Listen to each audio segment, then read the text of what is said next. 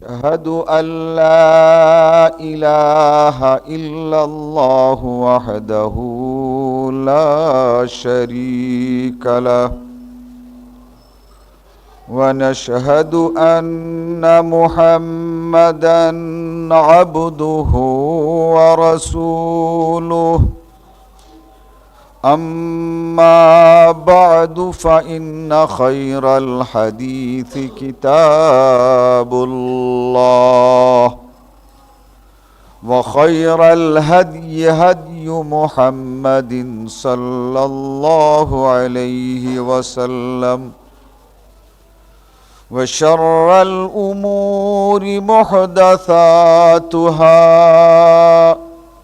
وكل محدثة بدعة وكل بدعة ضلالة وكل ضلالة في النار. أعوذ بالله من الشيطان الرجيم.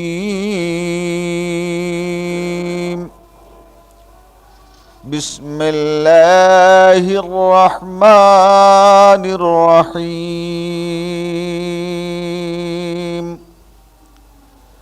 كتب عليكم الصيام كما كتب على الذين من قبلكم لعلكم تتقون.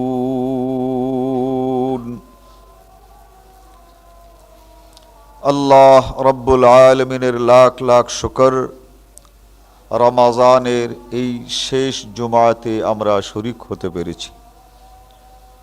নবী মুহাম্মদুর রাসূলুল্লাহ সাল্লাল্লাহু আলাইহি ওয়াসাল্লামের উপরে লাখো সালাত ও সালাম, যার প্রদর্শিত পথ পেয়ে আমরা ন্যায় এবং সত্যকে জানতে বুঝতে পেরেছি, অবলম্বন করার তৌফিক পেয়েছি। রমাজান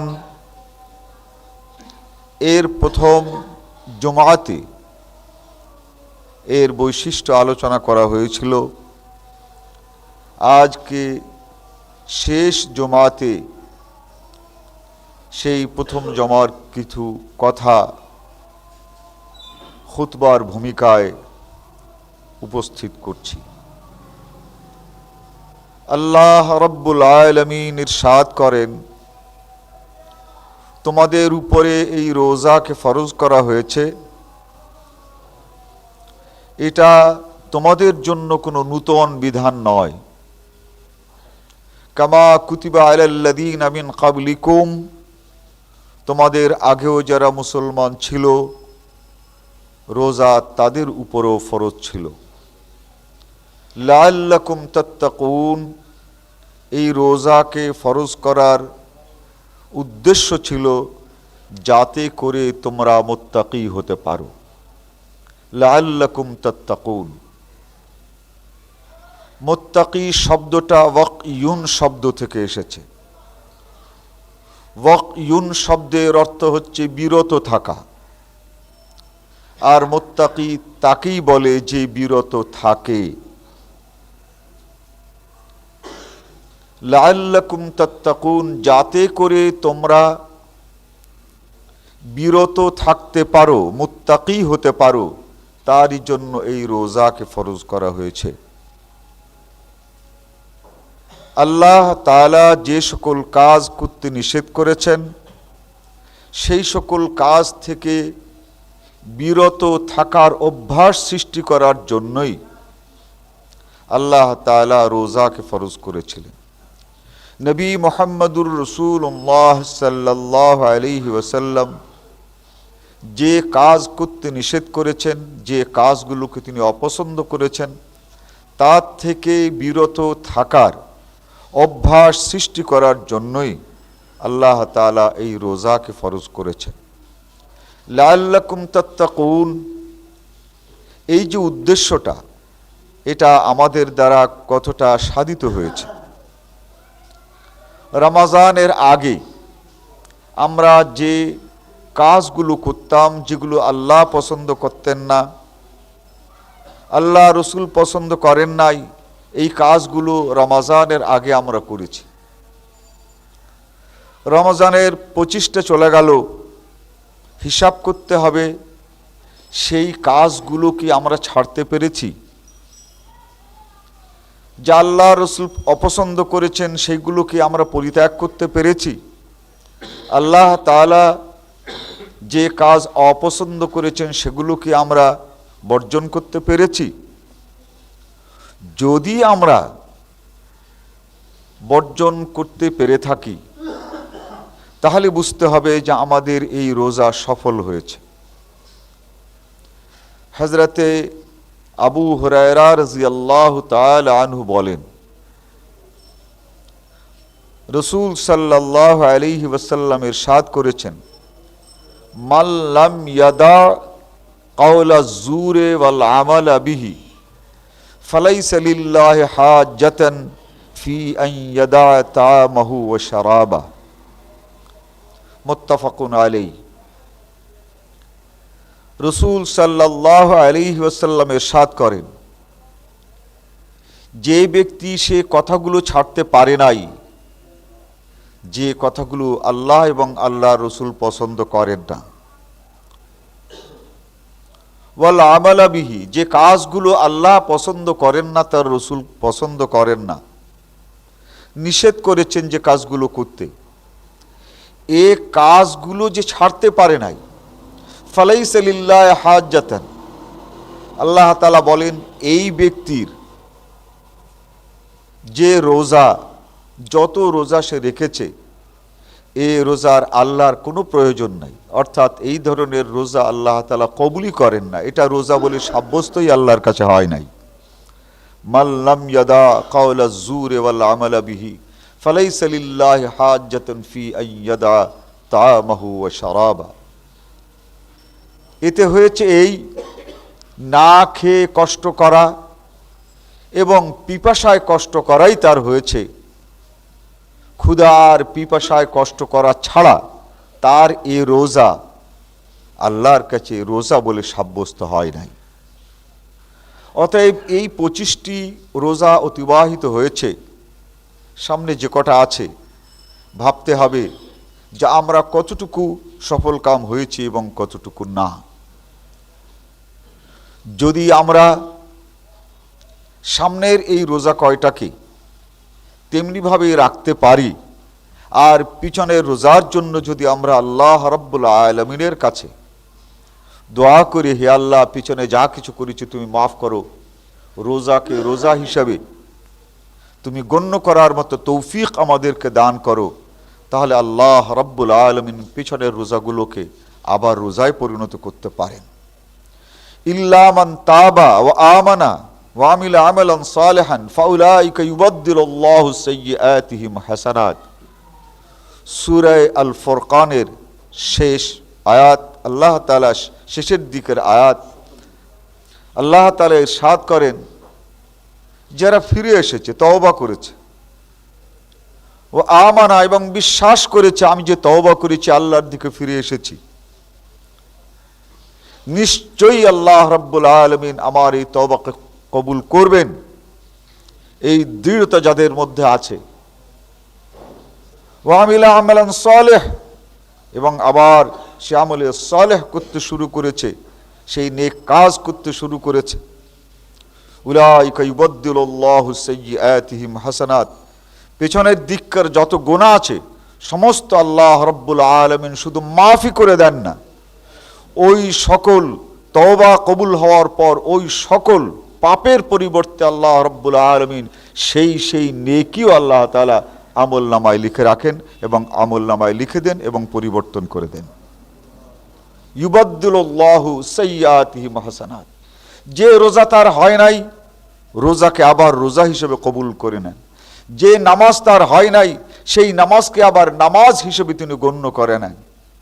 এভাবে ইউবাদদিলুল্লাহু সাইয়্যাতিহিম হাসানাত, সকল গুনাহগুলোকে, যেখানে সে গুনাহ করেছে সেইগুলোকে আবার নেকিতে তিনি পরিণত করে দেন, যদি সত্যিকার অন্তরে আল্লাহ রাব্বুল আলামিনের কাছে তওবা করা হয় এবং তার দিকে ফিরে আসা হয়। রাসূল সাল্লাল্লাহু আলাইহি ওয়াসাল্লাম ইরশাদ করেছেন, মান লাম ইয়াদা কাওলা যুরি ওয়াল আমালা বিহি ফালাইসা লিল্লাহি হাজ্জা অন্য এক হাদিসে ইরশাদ করেন, কাম মিন সাইমিন লাইসা লাহু মিন সিয়ামিহি ইল্লা যামআন, কাম মিন কাইমিন লাইসা লাহু মিন কিয়ামিহি ইল্লা সাহর। এই দুটো হাদিস মিশকাত শরীফের 3য় খণ্ড, রোজার পবিত্রতার অধ্যায়, তার মধ্যে পাবেন। রাসূল সাল্লাল্লাহু আলাইহি ওয়াসাল্লাম বলেন, বহু লোক রোজা থাকছে, কিন্তু দেখবে সেই কিয়ামতের দিন যখন আমলনামা হাতে পাবে, তখন দেখবে তার রোজা একটাও নাই।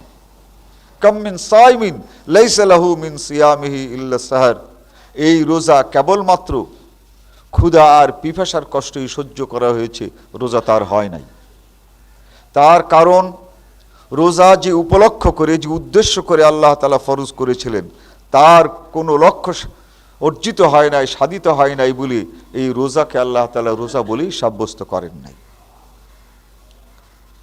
অনেক লোক তারাবি পড়ছে, এই তারাবি বলেই গণ্য হয় নাই, যদি না সে আল্লাহ রাব্বুল আলামিন তার রাসূলের মাধ্যমে আরো অনেক সুন্নত কাজ, অনেক কাজকে তিনি সুন্নত করেছেন, কিন্তু এই রমজানে কেবলমাত্র তারাবির সুন্নাতটা আদায় করে। কিন্তু ভাই ভাইয়ের মধ্যে যে গণ্ডগোল, ভাই ভাইয়ের সঙ্গে যে মনোমালিন্য, এটা দূর করে ভাইয়ের সঙ্গে ভাইয়ের মিলে যাওয়া যে সুন্নত, এটা আর মনে নাই। কিন্তু তারাবি যখন হয়, তারাবি কখনো ছোটে না, তারাবিটাও সুন্নত। ভাইয়ের সঙ্গে ভাইয়ের বিবাদ মিটিয়ে ফেলাও সুন্নত, ভাইয়ের সঙ্গে ভাইয়ের সম্পর্ক রাখাও সুন্নত। সুন্নত এই তারাবি ছাড়া আরো যেগুলো আছে, এই তারাবি সেই সকল সুন্নতকে স্মরণ করিয়ে দেয়। তারাবি সেই সকল সুন্নতকে প্রতিপালন করার জন্য মানুষকে উদ্বুদ্ধ করে, তারই জন্য এই তারাবিকে সুন্নত করা হয়েছিল। কিন্তু তারাবির সুন্নতটা বেশ আদায় করে, কিন্তু এরপরে আর কোনো সুন্নতের খবর সারা বছরই নেয় না।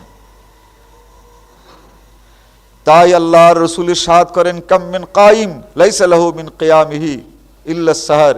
এই তারাবিটা রাত জেগে কষ্ট করা ছাড়া আর তারাবি বলে সাব্যস্ত হয় নাই। অতএব যেমন আল্লাহ রাব্বুল আলামিন অনেক কিছু ফরজ করেছেন, যেগুলো রোজা ছাড়াও ফরজ। রোজার মধ্যে যেমন খাওয়া নিষেধ, তেমন করে মাপে কম দেওয়াও নিষেধ। যেমন রোজার মধ্যে পানি পান করা নিষেধ, তেমন করে মিথ্যা কথা বলাও নিষেধ। যেমন করে রোজার মধ্যে এই ফরজগুলো আদায় করা হয়, তেমনি করে রোজার বাইরেও যে ফরজগুলো আছে, সেইগুলো যেন আদায় করার অভ্যাস সৃষ্টি হয়। এরই জন্যই তো রোজা ছিল। রোজার আগের থেকেই কোনো ব্যক্তি কাজ করে আসছে, সেই নিজের জায়গায় সেখানে আগেও যেমন মিথ্যা কথা বলছিল, রোজা থেকেও মিথ্যা কথা বলছে। আগেও সেখানে অশ্লীল কথাবার্তা বলতো, রোজা থেকেও সেখানে সেই অশ্লীল কথা চালিয়ে যাচ্ছে। এইগুলো যদি চলতেই থাকে, লাআল্লাকুম তাত্তাকুন, তাহলে রোজা বলে তার কাছে সাব্যস্ত হলেও আল্লাহ রাব্বুল আলামিনের কাছে রোজা সাব্যস্ত হয় নাই। অতএব এই শেষ দিকে এই কথাগুলো আমাদের মনে রাখতে হবে, যে রোজা আমরা শুরু করেছিলাম, এই রোজা কিসের জন্য শুরু করেছিলাম? বাকি 11টি মাস যেন আমরা আল্লাহ যা নিষেধ করেছেন তার থেকে দূরে থাকতে পারি। রাসূল সাল্লাল্লাহু আলাইহি ওয়াসাল্লাম যা থেকে আমাদেরকে বিরত থাকার কথা বলেছেন তার থেকে যেন বিরত থাকতে পারি। কিন্তু সেই অভ্যাস কতটুকু হয়েছে, এই চিন্তা ভাবনা, এই হিসাব নিকাশ আমাদের করতে হবে। এই যদি আমরা করি, তাহলে আমরা কোথায় লাভবান হব? রাসূল সাল্লাল্লাহু আলাইহি ওয়াসাল্লাম ইরশাদ করেছেন, মুত্তাফাক আলাইহি হাদিস, মিশকাতের 3 নম্বর খণ্ড, রোজার ফজিলতের অধ্যায়ে এই হাদিসটি পাবেন। আল্লাহ রাসূল ইরশাদ করেন, মান সামা ঈমানান ওয়া ইহতিসাবা, যে ব্যক্তি রোজা রাখে বিনা হিসাবে নয়, হিসাব করে আর রোজা রাখে। মান সামা ঈমানান, যে ব্যক্তি এই ঈমানের ভিত্তিতে রোজা রাখে, যে আমি রোজা রাখবো আর আমার জীবনের সকল গুনাহ খাতা আমি আল্লাহর কাছ থেকে মাফ করিয়ে নেব এবং তিনি ক্ষমা করবেন, এই হচ্ছে ঈমান। ওয়া ইহতিসাবা, আর হিসাব নিকাশ করে, রোজার আগে এই অপরাধগুলো আমি করতাম, আমি একটা রোজা রেখেছি, আমার এত ভাগ অপরাধ আমি বর্জন করতে পেরেছি। এইভাবে আল্লাহর উপরে ঈমান আর হিসাব, এই দুটো মিলিয়ে যে রোজা রেখেছে, গফিরা লাহু মা তাকাদ্দামা মিন যামবি, তার জীবনের সকল গুনাহ খাতা আল্লাহ রাব্বুল আলামিন মাফ করে দেবেন।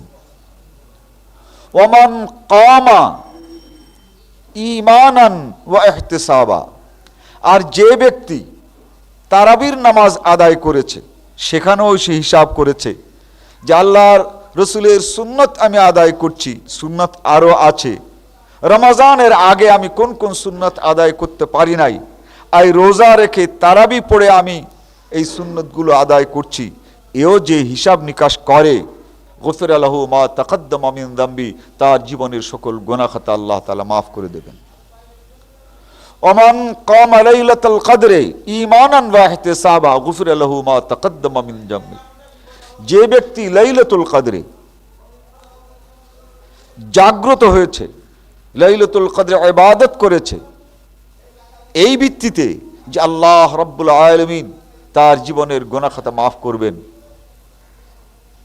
এবং সে হিসাব করেছে যে লাইলাতুল কদরের আগে আমি কি কি করেছি, আর লাইলাতুল কদর আসলো আমি কি কি ছেড়েছি, এই ঈমানান ওয়া ইহতিসাবা, এই ইহতিসাব অর্থাৎ এই হিসাব নিকাশের সাথে যে লোকগুলো লাইলাতুল কদরকে উদযাপন করেছে, লাইলাতুল কদরে জেগেছে, আল্লাহ রসুল বলেন গফিরা লাহু মা তাকাদ্দামা মিন যামবি, তার জীবনের সকল গুনাহ খাতাগুলো আল্লাহ রাব্বুল আলামিন মাফ করে দিয়েছেন। এরপরে লাইলাতুল কদরের পরে আবার আমরা অনেকে ইতিকাফ করি। রসুল সাল্লাল্লাহু আলাইহি ওয়াসাল্লাম বলেন মান ইয়াতাকিফু ইয়াতাকিফুয যুনুব, যে ব্যক্তি ইতিকাফ করে, ইতিকাফ করার অর্থ হচ্ছে এমন এক অবস্থায় থাকা যে অবস্থায় গুনাহ করার কোনো স্কোপ থাকে না, গুনাহ করার কোনো সুযোগ থাকে না, এই রকমের গুনাহ করার থেকে মানুষ যেখানে বিরত থাকতে পারে, এই রকমের জায়গাগুলোকে, এই রকমের স্থানে বসে থাকা বা অবস্থান করার নাম ইতিকাফ। ইতিকাফ মানে বিরত থাকা। রোজা রাখার পরে এই রোজাদার সেই এই ইতিকাফ করতে পারে। রসুল সাল্লাল্লাহু আলাইহি ওয়াসাল্লাম তার জন্য ইতিকাফ রেখেছেন। রসুল সাল্লাল্লাহু আলাইহি ওয়াসাল্লাম এই ইতিকাফ সুন্নত হিসেবে আদায় করেছেন পুরোটা মাস, কিন্তু উম্মতের জন্য পুরো মাস ইতিকাফ সুন্নত করেন নাই। রসুল সাল্লাল্লাহু আলাইহি ওয়াসাল্লাম ঐচ্ছিক করেছেন, কেউ 1 মাসও করতে পারে, 15 দিনও করতে পারে, 5 দিনও করতে পারে, এই ইতিকাফ করতে পারে। আর যারা ইতিকাফ করে, প্রত্যেকটি মসজিদের একটি হক হচ্ছে কোনো একটি লোক রমজানে ইতিকাফ করুক। যদি একটি লোক ইতিকাফ করে আর আমরা যদি তাকে আন্তরিকভাবে তাকে সাহায্য করি, সহযোগিতা করি, তাহলে এটাকে সুন্নতে কিফায়া বলে, অন্য অন্যদের এই ইতিকাফ করার সওয়াব সে পেয়ে যাবে। তার কারণ মানুষ, আল্লাহ রসুল এত সুযোগ দিয়েছেন যে সকলে এই মসজিদে থাকতে পারবে না, অনেকের অনেক কাজ থাকবে বাইরে, যে কাজগুলো ফেলে রেখে ইতিকাফ করতে পারবে না। কিন্তু যারা ইতিকাফ করবে মসজিদে, তাকে যদি সার্বিক সহযোগিতা করা হয়, তাহলে সেও ওই ইতিকাফের পুরোপুরি সওয়াব পেয়ে যাবে। অতএব ইতিকাফ যারা করছেন তাদের সার্বিক সহযোগিতা করা আমাদের দায়িত্ব। তাদের সার্বিক সহযোগিতা যদি আমরা করি, ইনশাআল্লাহ রহমান আমরা ইতিকাফের সওয়াব পাব। মসজিদের তরফ থেকে ইমাম সাহেবকে ইতিকাফের জন্য আমরা অনুরোধ করে থাকি, তিনি ইতিকাফে বসেছেন। এছাড়াও আমাদের কয়েক ভাই ইতিকাফে এখানে বসেছে। এই আমাদের পক্ষ থেকে যে ইমাম সাহেবকে আমরা ইতিকাফের জন্য অনুরোধ করেছি, তাকে এই মুতাকিফ হিসাবে আমাদের স্মরণ করা একান্ত অপরিহার্য। আমরা যদি তাকে স্মরণ করি আমাদের সাধ্যমতো, ইনশাআল্লাহর রহমান আমরা এই ইতিকাফের সওয়াব পাব। এতে এই ইমাম সাহেবের সওয়াব কিন্তু কমবে না, আমাদের এই সওয়াব আল্লাহ তাআলা আলাদা অতিরিক্ত দান করবেন। এই ইতিকাফ এটা সুন্নত, এই সুন্নতে কিফায়া আমাদের পক্ষ থেকে যদি কেউ করে দেন তাহলে সে সওয়াব ইনশাআল্লাহ রহমান আমরা সকলে পাব। ইমাম সাহেব তিনি আমাদের মাঝে আছেন, আপনাদের সকলকে বলেছিলাম যে আপনারা সকলেই এক একটা করে ফিতরা এই ইমাম সাহেবকে দেবেন, এটা আপনারা মনে রাখবেন, তার হাতে এটা দেবেন। যা হোক, এই ইতিকাফ এটাও আমাদের একটা সুন্নতে কিফায়া ছিল, আমরা এখানে আদায় করতে পেরেছি। এরপরে সবচেয়েতে সর্বশেষ গুরুত্বপূর্ণ বিষয় হচ্ছে ঈদ, আর ঈদের আগেই হচ্ছে সাদকায়ে ফিতর। নবী মুহাম্মদুর রাসূলুল্লাহ সাল্লাল্লাহু আলাইহি ওয়াসাল্লাম এই সাদকায়ে ফিতর তিনি রমজানের মধ্যেই আদায় করতেন। আল্লাহ রাব্বুল আলামিন ইরশাদ করেন, ইয়া আইয়ুহাল্লাযীনা আমানু আনফিকু মিম্মা রাযাকনাকুম মিন ক্বাবলি আন ইয়াতিয়া ইয়াওমুন লা বাইউন ফীহি ওয়ালা খুল্লাতুন ওয়ালা শাফাআহ। হে ঈমানদারগণ, তোমরা খরচ করো যে রিজক তোমাদেরকে আল্লাহ রাব্বুল আলামিন দান করেছেন সেই কিয়ামতের দিন আসার আগে, যে কিয়ামতের দিন তোমার অর্থ সম্পদ কোনোই কাজে লাগবে না। লা বাইউন, সেখানে কোনো বেচাকেনা হবে না, তুমি নেকির কোনো বেচাকেনা করতে পারবে না। যার অনেক নেকি আছে ইচ্ছা করে সেই নেকি তোমাকে দিয়ে দিতে পারবে না, সেই নেকি বিক্রয় করতে পারবে না, আর তুমি তোমার সম্পদ দিয়ে সেখানে নেকি ক্রয় করবে এই সুযোগও থাকবে না। ওয়ালা খুল্লাহ, যে ব্যক্তির যত নেকি আছে এই নেকি তোমাকে দিয়ে দিতে পারে, এই রকমের দিয়ে দেওয়ার ক্ষমতা সেই দিন তার থাকবে না, যদিও তার কাছে নেকি বেশি আছে। তোমার প্রতি তার সহানুভূতি আছে, তোমার প্রতি তার দরদ আছে, কিন্তু তোমার নেকি তার দেওয়ার ক্ষমতা থাকবে না। ওয়ালা শাফাআহ, আর সেই দিন আল্লাহর কাছে তোমার জন্য সে কিছু বলবে, সে নেককার, সে জান্নাতে যাচ্ছে, সে তোমাকে নিয়ে যেতে পারবে, এই অবস্থাও সেখানে থাকবে না। যদি আল্লাহ রাব্বুল আলামিন পারমিশন দেন সে আলাদা কথা, কিন্তু কোনো ব্যক্তি তার নিজের ইচ্ছা মতো কাউকে সুপারিশ করতে পারবে না। সুপারিশ করতে পারবে সেই ব্যক্তি যে ব্যক্তিকে সুপারিশ করার পারমিশন আল্লাহ রাব্বুল আলামিন দেবেন। অতএব এই ইনফাক, এই সাদকায়ে ফিতর আমাদের আদায় করা একান্তই অপরিহার্য। নবী মুহাম্মদুর রাসূলুল্লাহ সাল্লাল্লাহু আলাইহি ওয়াসাল্লাম ইরশাদ করেন, আন ইবনে আব্বাস قال فرض رسول الله صلى الله عليه وسلم زكاة الفطر طهرا للصيام من اللغو والرفث وطعمة للمساكين। হযরত ইবনে আব্বাস বলেন যে রাসূল সাল্লাল্লাহু আলাইহি ওয়াসাল্লাম এই সাদকায়ে ফিতর ফরজ করেছে। আমাদের সমাজে প্রচলিত আছে যে সাদকায়ে ফিতর ওয়াজিব। আরবি ভাষায় ফরজ আর ওয়াজিবের অর্থ এক, কিন্তু ফিকহার পরিভাষায় ফরজ, ওয়াজিব, সুন্নাত, মুস্তাহাব, নফল আলাদা আলাদা ভাগ করা আছে। যেহেতু আমাদের দেশ ফিকহার চষা দেশ, তাই আমরা ফরজ একটাকে মনে করি, আবার ওয়াজিব আর একটাকে মনে করি। এশার নামাজ পড়া ফরজ আর বেতরের নামাজ পড়া ওয়াজিব, এই একটা ভাগ হয়ে গেছে। কিন্তু এটা নয়, আরবি ভাষায় যাকে ফরজ বলা হয় তাকেই ওয়াজিব বলা হয়, যাকে ওয়াজিব বলা হয় তাকেই ফরজ বলা হয়। এটা আরবি পরিভাষায়। তো রাসূল সাল্লাল্লাহু আলাইহি ওয়াসাল্লাম বলেন, ফরজ রাসূলুল্লাহ সাল্লাল্লাহু আলাইহি ওয়াসাল্লাম যাকাতুল ফিতর তুহরাতান লিসিয়াম। এই সাদকায়ে ফিতর এটা এই রোজার মধ্যে আমাদের যে সকল ভুল হয়ে গেছে, যে সকল ভুলের সংবাদ আমরা জানি না, কোথায় ভুল করেছে তা টের পাই নাই, এই রকমের অজানিত অজ্ঞাত যে সকল ভুল আছে এই সকল ভুল সংশোধন করে দেয় এই সাদকায়ে ফিতর। সাদকায়ে ফিতর যদি আদায় করি তাহলে রোজার এই ভুলগুলো আমাদের সংশোধন হয়ে যায়। তোমাতান লিল মাসাকিন, আর যারা মিসকিন তাদের অভাব দূর হয়, তারা এই ঈদের উৎসব করার জন্য তারা তাদের অর্থ পায়, তারা এটা দিয়ে উৎসব করতে পারে, এটা দিয়ে তারা যা করতে চায় তা করতে পারে। তারা এই মিসকিন, এদের জন্য তুমাতান লিল মাসাকিন, এটা ভোগ করবে কারা? তুমাতুন মানে ভোগ করা, ভোগ কারা করবে? লিল মাসাকিন, মিসকিনদের জন্যই হচ্ছে এটা হক।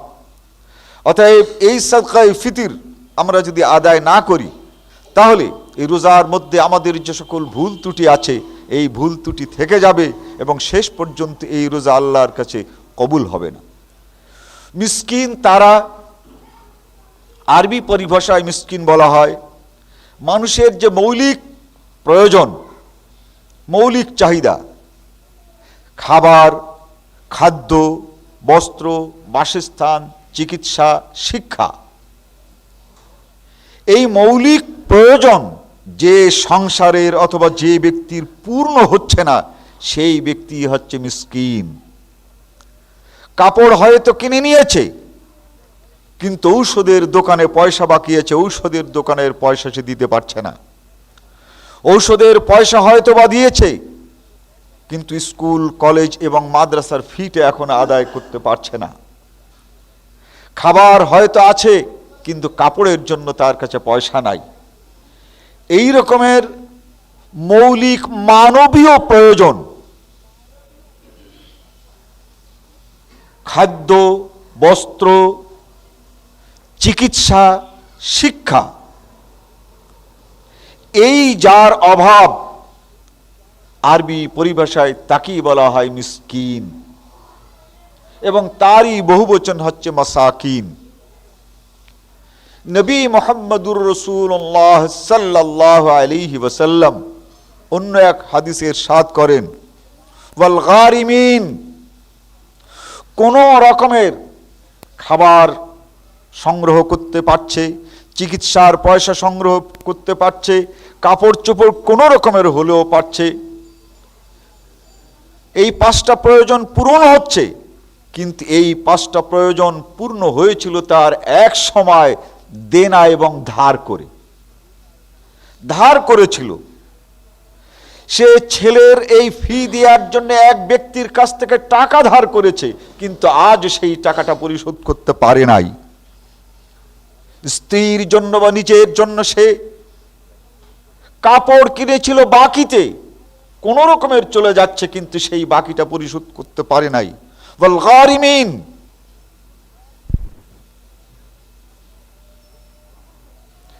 এই দেনার অভাবী যারা আছে, তাদের এই দেনা পরিশোধ করা যায় এই যাকাত এবং ফিতরার পয়সা দিয়ে। ওয়াল গারিমিন, আল্লাহর নবী মুহাম্মদুর রাসূলুল্লাহ সাল্লাল্লাহু আলাইহি ওয়াসাল্লাম আবার বলেন, আজকে মানুষ মানুষের হাতে যেমন বন্দী, তেমন করে আইয়ামে জাহিলিয়াত মানুষ মানুষের কাছে বন্দী থাকতো। কেউ সেখানে গোলাম হিসাবে বন্দী। আর আজকের যেমন হাইজাক হয়, আইয়ামে জাহিলিয়াতেও মানুষ মানুষকে ধরে নিয়ে যেত, বন্দী করে রাখতো, খবর পাঠাতো, যদি তোমরা এত টাকা দাও তাহলে তোমার এই বাপকে ছেড়ে দেব, তোমরা যদি এত টাকা দাও তাহলে তোমার এই মাকে ছেড়ে দেব। এই রকমের আরব দেশে এক রকমের ব্যবসা ছিল, হাইজ্যাকের ব্যবসা। আজ এই হাইজ্যাকের ব্যবসা চলছে আমাদের বাংলাদেশেও, মানুষ ছিনতাই করে নিয়ে যায়। এই ব্যবসা সবচেয়ে বেশি জমজমাট হচ্ছে এই সীমান্ত অঞ্চলে। সীমান্ত অঞ্চলে মানুষগুলোকে ধরে নিয়ে যায়, ইন্ডিয়ায় নিয়ে যেয়ে তারপরে খবর দেয়, এত টাকা যদি দিতে পারো তাহলে তোমার অমুক আত্মীয় ছাড়া হবে। ছেলে ফেলেদেরকে ধরে নিয়ে যায়, খবরের কাগজে অনেক দেখেছেন, ওই সকল অঞ্চলে আমি সফর করে দেখেছি এই ধরনের অবস্থা। এরপরে অনেক আছে যে মিথ্যা মোকদ্দমায় বন্দী হয়ে আছে। ওয়াল আসির, সূরা দাহরের ভিতরে আল্লাহ নবী ইরশাদ করেন, যে সকল মানুষ মানুষের কাছে নিরপরাধ ভাবে বন্দী আছে, এই বন্দী মানুষকে ছাড়িয়ে আনার জন্য তোমরা যাকাত এবং সাদকায়ে ফিতরের পয়সা খরচ করতে পারো। অতএব আজ যে পরিবার মিথ্যা মকদ্দমায় তার কোনো এক প্রিয়জন আজ বন্দী, তার সেখানে এই ঈদের খুশি আর হচ্ছে না, সেখানে সে ঈদের খুশি করতে পারছে না। অনেক বন্দী এমন আছে যে অপরাধ করেছে, বন্দী হয়েছে, কিন্তু পৃথিবীর সেই আদি থেকে আজ পর্যন্ত নিরপরাধ মানুষও কিন্তু বন্দী হয়ে আসছে। নবী মুহাম্মদুর রাসূলুল্লাহ সাল্লাল্লাহু আলাইহি ওয়াসাল্লাম বলেন, যে সকল মানুষ এইভাবে নিরপরাধ বন্দী হয়েছে, এই নিরপরাধ বন্দীদেরকে যদি যাকাতের পয়সা দিয়ে ছাড়িয়ে নিয়ে আসো, আল্লাহ রাব্বুল আলামিন কিয়ামতের দিন তোমার যত আযাব তোমাকে বন্দী করুক, যত গজব তোমাকে বন্দী করুক, সেই বন্দির থেকে আল্লাহ রাব্বুল আলামিন তোমাকে মুক্ত করবেন।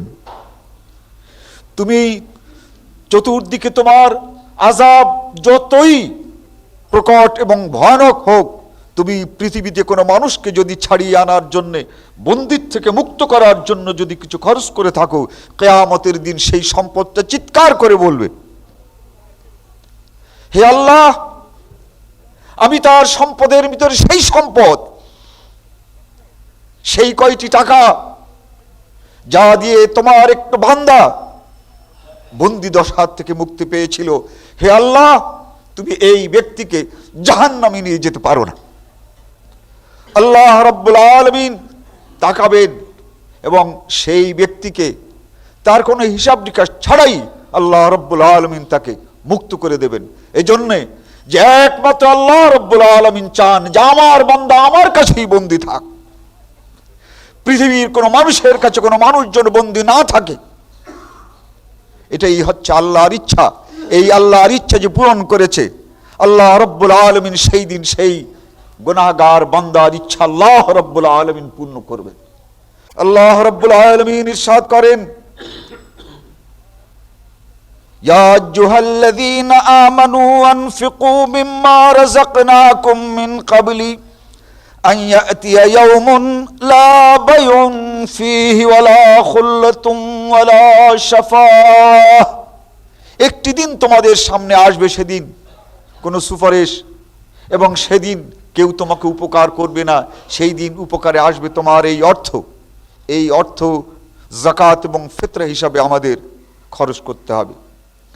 নবী মুহাম্মদুর রাসূলুল্লাহ সাল্লাল্লাহু আলাইহি ওয়াসাল্লাম এই খরচ করার ক্ষেত্রে আরেকটি দায়িত্ব দিয়েছেন, তা হচ্ছে এই যে বহু লোক এমন আছে যারা অভাবী, কিন্তু তোমরা সেই ব্যক্তিকে অভাবীর মতো দেখছো না, মনে হয় না এর অভাব আছে। তুমি যদি তার সঙ্গে আন্তরিকতার সঙ্গে মেলামেশা করো, তাহলে তুমি বুঝতে পারবে যে তার অভাব আছে কি অভাব নেই, এটা বোঝা যায়। এই রকমের মানুষগুলোকে তোমরা জানার চেষ্টা করো, বুঝবার চেষ্টা করো। যারা চায় না তাদেরকে যে কোনো উপায় এই যাকাত এবং এই সাদকায়ে ফিতরের টাকা দেওয়ার চেষ্টা করো।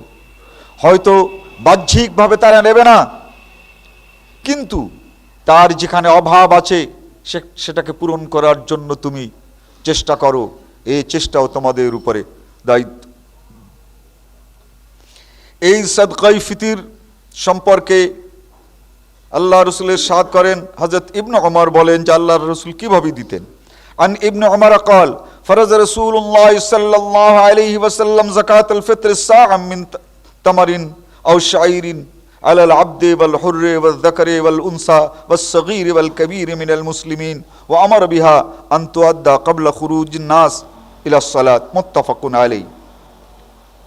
হযরত ইবনে ওমর বলেন যে রাসূল সাল্লাল্লাহু আলাইহি ওয়াসাল্লাম এই যাকাতকে অর্থাৎ এই সাদকায়ে ফিতরকে ফরজ করেছেন এক সা, খেজুর দিয়ে দিক অথবা জব দিয়ে দিক অথবা পনির দিয়ে দিক, এইগুলো দিয়ে সে দিতে পারে।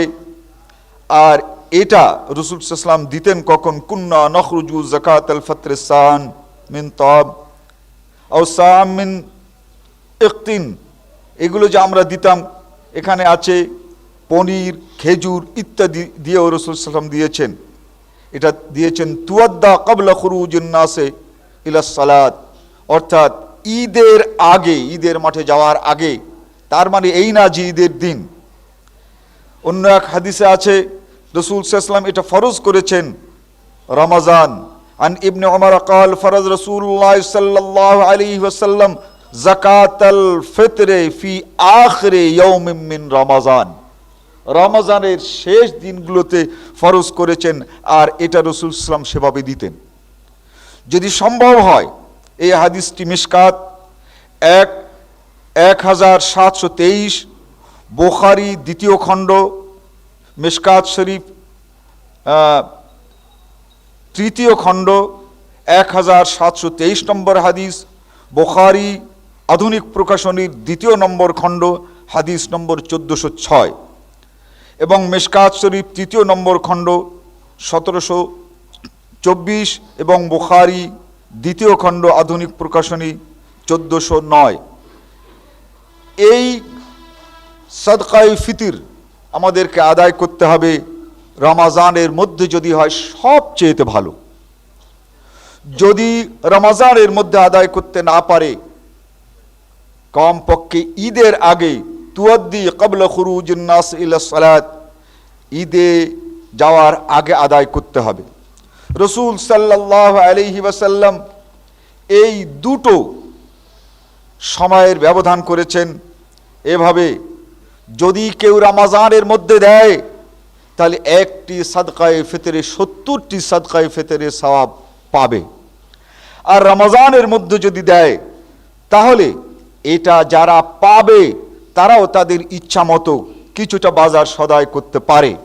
আর ঈদের দিন যদি দেওয়া হয় তো সেই দিন কেবলমাত্র খুব সীমিতভাবে তারা খরচ করতে পারে। আন ইবনে উমর قال فرض النبي صلى الله عليه وسلم صدقة الفطر رمضان, বুখারী আধুনিক প্রকাশনী দ্বিতীয় নম্বর খণ্ড 1410 এবং মুসলিম তৃতীয় নম্বর খণ্ড 2148 এবং 2149 নম্বর হাদিস। রাসূল সাল্লাল্লাহু আলাইহি ওয়াসাল্লাম এখানে দিয়েছেন এক সা।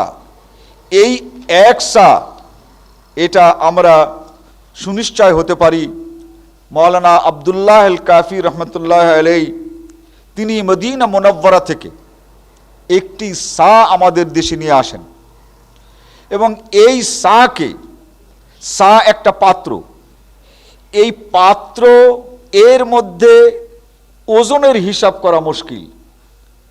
তিনি তার একটি প্রবন্ধে লিখেছেন যে আমি 3 প্রকার চাল এই সায়ের মধ্যে দিয়ে যখন মাপলাম, দেখলাম কোন কোন চাল সাদা এক রকমের চাল, উনি বলছেন যে এটা ঢাকার দিকের লোকেরা খুব পছন্দ করে, এই চালের দাম বেশি, চালে ভাত বেশি হয়, কিন্তু ওজন কমে গেল 300 টাকা। আবার মোটা এক রকমের চাল এই সায়ের ভিতরে দিলাম, দিয়ে যখন ওজন করলাম তা এর ওজন বেড়ে গেল আরো 400 টাকা। ওখানে তো কমলো 400 টাকা, এখানে বাড়লো 400 টাকা। এরপরে আমি কলাই, যেগুলো ভারী কলাই দিয়ে ওজন করলাম, দেখলাম এটা বাড়লো 600 টাকা। যেহেতু ওটা একটি পাত্র, এর ভিতরে কোনো ভারী জিনিস দিলে ওজন বেশি হবে, এর ভিতরে যদি কোনো হালকা জিনিস দেওয়া যায় তাহলে ওজন কম হবে। তবুও তিনি বলছেন যে আমরা এখানে বাংলাদেশে মদিনার মতো এই সাদকায়ে ফিতর দেওয়ার চেষ্টা করেছি, তার মানে এই চাল সংগ্রহ করেছি, চাল দেওয়ার চেষ্টা করেছি। আপনারা অনেকে জানে, প্রথম যখন আমাদের মসজিদ তৈরি হলো, এই চাল সংগ্রহ করতাম, চাল দেওয়ার চেষ্টা করতাম। শেষে আমার জন্য যেটা অসুবিধা হতো এই যে এই সাদকায়ে ফিতরের চাল কিনে আমাকে খেতে হতো। তার মানে ও আর কেউ সাদকায়ে ফিতর দিলে নেয় না, বলে হুজুর এই চাল না টাকা দেন, এমন এক অসুবিধা। আমরা আমাদের এই খালিশপুরে পড়েছি, অনেকেই কিন্তু আমার ওখানে চাল দিয়ে গেছেন, অনেকের মনে আছে। কিন্তু শেষ পর্যন্ত এই চাল বিক্রি করাও কঠিন, তার কারণ এক একজনে দিয়েছেন 10টা লোক যদি দিয়ে থাকে 10টা পাত্র তো রাখতে পারি নাই, এক পাত্রে রেখেছি। বাজারে যখন নিয়ে গেছি সাধারণ দামের চেয়ে 2 টাকা কমে দিলে হয়, দেন না তবু নিয়ে যান। অতএব সমস্যা হয়েছে। তো তিনি হিসাব করে দিয়েছেন এই মাপ। তিনি যেটা একটা অ্যাভারেজ কষেছিলেন সেটা হচ্ছে এই 210 ছটাক। তো এই 210 আবার আমাদের আলেম ওলামারা একসঙ্গে বসে যে মোটামুটি একটা হিসাব তো দিতে হবে, সেই হিসাবে আমরা দেখেছি 2.5 কেজি হলে একটু বেশি হয়, কম হয় না। তো এই 2.5 কেজিটাই হচ্ছে কিন্তু আমাদের আসল হিসাব। এই 2.5 কেজি অনুযায়ী আমরা মূল্য দিতে পারি, কিন্তু মূল্য অনুযায়ী 2.5 কেজি দিতে পারি না। দিকটা লক্ষ্য রাখবেন। আমরা দেব কি? এই 2.5 কেজি চাল, এই 2.5 কেজি দিতে চাই। যেহেতু চালটা নিতে চায় না, নেওয়ার ব্যাপারে যারা পয়সা নিতে চায়, আমাদের দেশের অসুবিধা, এটা কিন্তু আসল অসুবিধা নয়। অতএব আমরা যারা নিতে চায় তাদের সুবিধার জন্য আমরা এই 2.5 কেজির মূল্যটা দিতে পারি। যেমন যদি আমার ঘরে চাল থাকতো আমি 2.5 কেজি দিতাম, কিন্তু যেহেতু আমি চাল কিনে খাই, এটা তো কিনেই খাই, অতএব আমি যদি ওই 2.5 কেজি টাকা দেই তাহলে কিন্তু ওটা চালই দেওয়ার মতো দেওয়া হয়, এই হিসাবে দেওয়া যেতে পারে। আমাদের অনেকেই চট করে ফতোয়া দেন যে আল্লাহর নবী কখনো এই মূল্য দেন নাই, অতএব আমাদের মূল্য দেওয়া চলবে না। অনেক ফতোয়া কিন্তু চটপট করে পাওয়া যায়। এই যে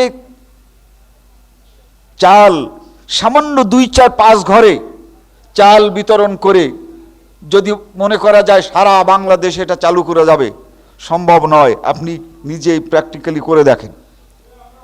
এই তাদিল অর্থাৎ এই চালের সঙ্গে অন্য কিছুকে আল্লাহর নবী নিজেই তো মূল্যায়ন করেছেন।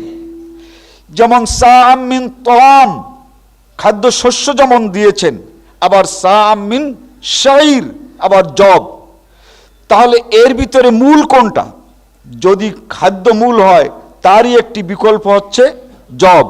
যদি জব বিকল্প হয়, জব যদি মূল হয় তার বিকল্প আবার খাজুর, খাজুর যদি বিকল্প হয় তাহলে তার বিকল্প আবার পনির। এই এতগুলো দিয়ে তিনি দিয়েছেন কেন? মানুষের সুবিধার জন্য। সুবিধার জন্যই কিন্তু 3টা 4টা 5টার তিনি এখানে জিনিসকে সাদকায়ে ফিতরি হিসেবে নির্ণয় করেছেন। এই নির্ণয়টাই মুহাক্কিকিনদের কথা হচ্ছে এই, যেখানে যে রকমের সুবিধা সেই রকমের সুবিধার দৃষ্টিতেই কিন্তু সে তা দিতে পারে।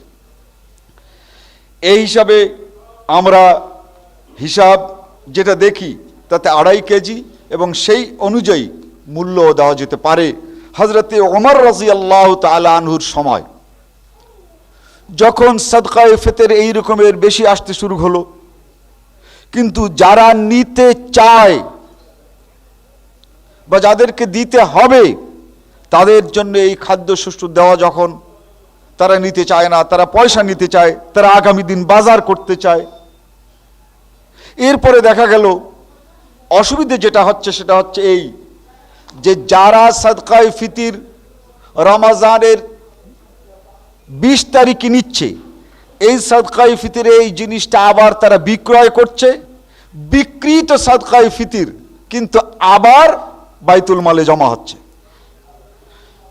সাদকায়ে ফিতরের এই চাল এ দিয়ে কি করবে? টাকা চায়, তখন তারা এইগুলো বাজারে নিয়ে আবার বিক্রয় করে। আবার যারা সাদকায়ে ফিতর দেবেন তাদের কাছ থেকেই কিন্তু ওইটা কিনে নিয়ে আবার সাদকায়ে ফিতর দেওয়া হচ্ছে। ফলে সাদকায়ে ফিতর, একটা সাদকায়ে ফিতর 2বার 3বার এরকম বেচা কেনা হচ্ছে। হযরত ওমর রাদিয়াল্লাহু তাআলা আনহু তখন খলিফা হিসেবে সিদ্ধান্ত দিলেন, বাজারের অবস্থা যখন এই, অতএব সাদকায়ে ফিতরের ওভাবে যদি কেউ দিতে চায় দিতে পারে, মূল্যও দিতে পারে, যেহেতু মূল্য দিলে আর ঘোরাফেরা হবে না। অতএব সকল সাহাবায়ে কেরাম এই মূল্য দেওয়ার এটা মেনে নিয়েছিলেন, কিন্তু স্ট্যান্ডার্ড মূল্য ছিল না। যেমন গতকালকে রাত্রে আমরা হিসাব করলাম, লালবাগ থেকে 20 টাকা সাদকায়ে ফিতর আদায় করার জন্য পেপারে দিয়েছে।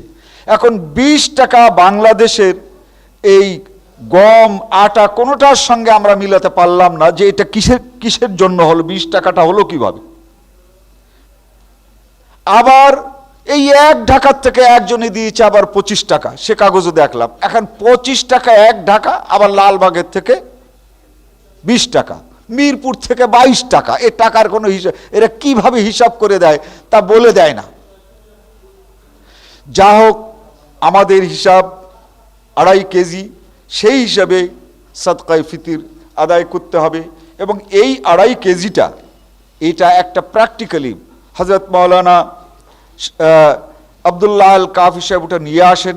আমাদের দেশের বিভিন্ন জিনিসকে এভাবে দস্তুর মতো ওজন করা হয়। ওজন করার পর একটা স্বাভাবিক যেটা ধরা হয়েছে, এইটাই আমাদের এখানকার আলেম ওলামারা গ্রহণ করে থাকেন।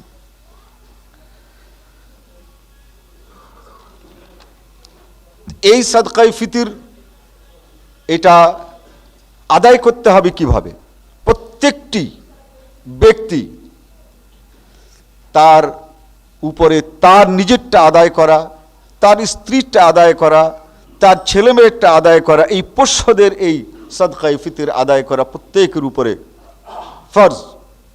এখন মনে করুন কোনো ব্যক্তি সাদকায়ে ফিতির আদায় করতে পারছে 2টা, আর সাদকায়ে ফিতির ফরজ হয়েছে তার উপরে 5টা। এখন সে কি করবে? এই ক্ষেত্রে সাদকায়ে ফিতির যে কয়টা, লা ইউকাল্লিফুল্লাহু নাফসান ইল্লা ওয়াসআহা, যে কয়টার সে পারছে না সে কয়টার তার দিতে হবে না। কিন্তু 5টার ভিতরে যদি 2টার সাদকায়ে ফিতির আদায় করতে পারে, এতটুক পরিমাণ অর্থ যদি তার কাছে থাকে, তাহলে এই সাদকায়ে ফিতির তাকে আদায় করতে হবে। অনেক সময় বলা হয় যে সাদকায়ে ফিতির সকলকে আদায় করতে হবে কিভাবে? একজন প্রথম নেবে, সে আবার অমুককে দেবে, সে আবার অমুককে দেবে, সে আবার অমুককে দেবে, এই রকমের 5 দিনে ঘুরে ফিরে সাদকায়ে ফিতির আদায় করে দেবে। মানে আল্লাহকে বুঝানো যে আল্লাহ তোমার চাইতে চালাক আমরা কম না। ভাই, যে পারে না সে দেবে না, কিন্তু এই আল্লাহকে দেখে মানে আল্লাহকে বোকা বানানো, এটা তো ঠিক না। এতে কিন্তু কারো সাদকায়ে ফিতির আদায় হবে না। বরং সাদকায়ে ফিতির একটা যদি হয় তাহলে ওইটাই বাইতুল মালে বা ওইটাই মানুষকে দেবে। এই সাদকায়ে ফিতির আমরা যেন আদায় করতে পারি এবং এটা যেন সময় মতো আদায় করতে পারি, সেই তৌফিক দান করুন। বারাকাল্লাহু লানা ওয়া লাকুম।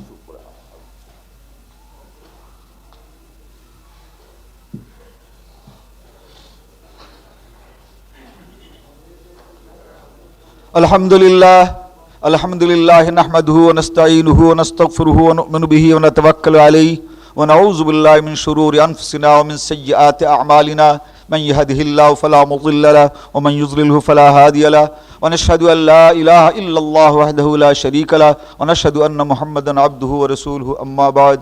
আউযু বিল্লাহি মিনাশ শাইতানির রাজীম। বিসমিল্লাহির রহমানির রহিম। ইন্নাল্লাহা ওয়া মালাইকাতাহু ইউসাল্লুনা আলান নবী ইয়া আইয়ুহাল্লাযীনা আমানু সাল্লু আলাইহি ওয়া সাল্লিমু তাসলিমা। আল্লাহুম্মা সাল্লি আলা মুহাম্মাদ ওয়া আলা আলি মুহাম্মাদিন কামা সাল্লাইতা আলা ইব্রাহিম ওয়া আলা আলি ইব্রাহিম ইন্নাকা হামিদুম মাজিদ। আল্লাহুম্মা বারিক আলা মুহাম্মাদ ওয়া আলা আলি মুহাম্মাদিন কামা বারাকতা আলা ইব্রাহিম ওয়া আলা আলি ইব্রাহিম ইন্নাকা হামিদুম মাজিদ।